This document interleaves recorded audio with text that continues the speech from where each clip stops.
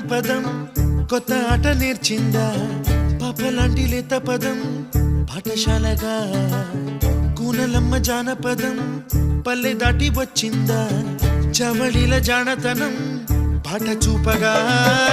కుంచెలో దాగే చిత్రాలు ఎదురొచ్చేలా అంత